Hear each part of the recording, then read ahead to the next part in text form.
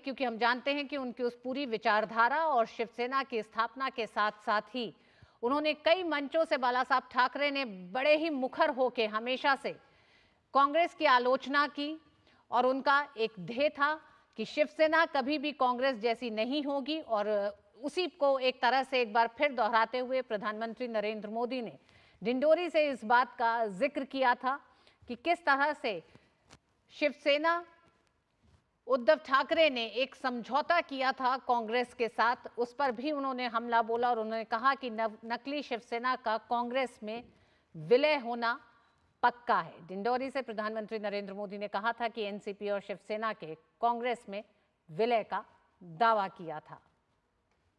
प्रधानमंत्री नरेंद्र मोदी का आज का मुंबई दौरा बेहद अहम है। बाला साहब ठाकरे को पुष्पांजलि करने से पहले हम जानते हैं प्रधानमंत्री नरेंद्र मोदी संविधान निर्माता बाबा साहब अंबेडकर को पुष्पांजलि दीक्षा भूमि में अर्पित करके आए थे।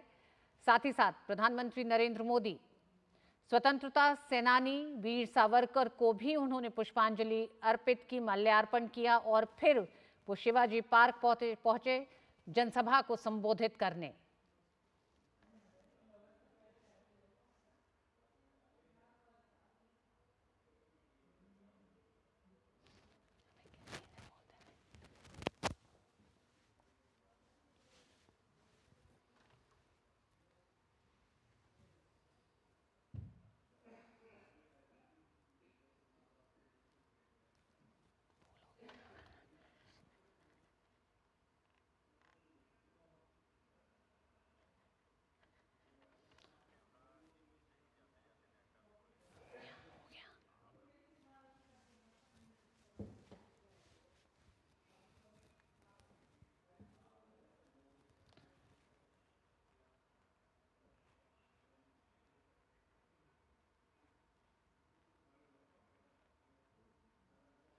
शिवसेना की स्थापना से लेकर अपने अंतिम सांस तक बाला साहब ठाकरे ने देश के बहुसंख्यकों की आवाज को बुलंद किया और उस आवाज में हिंदुत्व की वो सोच और वो विचारधारा थी।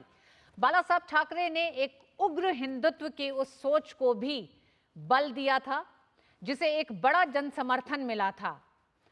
हम जानते हैं कि बाला साहब ठाकरे ने खुद एक समय के बाद कभी चुनाव नहीं लड़ा, लेकिन महाराष्ट्र में शिवसेना का उदय उस हिंदुत्व की अलख को जगाए रखना और साथ ही साथ उस हिंदुत्व की भावना को बल देना जो बहुसंख्यकों को मजबूत करती हो।